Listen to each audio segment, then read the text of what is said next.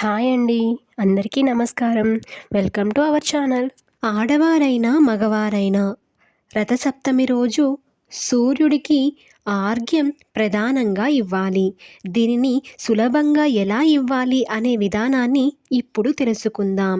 ఈ విధానాన్ని రథసప్తమితో మొదలు పెడితే గనుక మన జీవితంలో చక్కని మార్పు వచ్చి తీరుతుంది.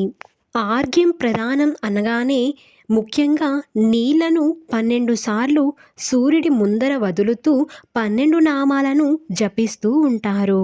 ఆ నీళ్లను సిద్ధం చేసుకోవడం కోసం ఖచ్చితంగా రాగి చెంబును గాని, గ్లాసును గాని తీసుకోవాలి.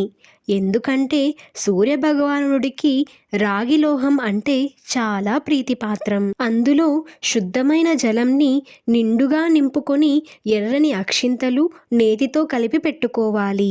ఈ అక్షింతలు, పసుపు, కుంకుమ, గంధం ఒక ఎర్రటి పుష్పాన్ని రాగి చెంబులో వేసుకోవాలి. మన ఇంటి టెర్రస్ మీద గాని లేదా మన పెరట్లో గాని శుభ్రమైన చోట సూర్యకిరణాలు వస్తూ ఉంటే అక్కడ నిల్చొని సూర్యునికి ఆర్ఘ్యం ఇవ్వొచ్చు.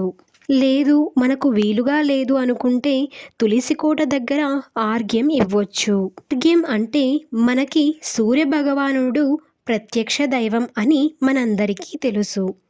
రాత్రి మనం నిద్రపోయేటప్పుడు భూత ప్రేత పిశాచులు అన్నీ కూడా తిరుగుతుంటాయట. అవి పగలు సూర్యకిరణాలు ఎప్పుడైతే వస్తాయో అప్పుడు కూడా వాటి ప్రభావాన్ని చూపించి మనపై తీవ్రమైన దాడి చేసేందుకు ప్రయత్నిస్తాయట.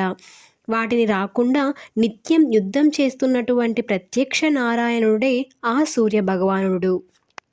ఇలా నీటిని సిద్ధం చేసుకున్నాక 12 సార్లు అంటే సూర్య భగవానుడి యొక్క 12 నామాలను స్మరిస్తూ ఒక్కొక్క నామాన్ని చదువుతూ కొంచెం కొంచెం నీటిని 12 సార్లు ఆ రాగి చెంబులో ఉన్నటువంటి నీటిని మొత్తం వదిలేయాలి.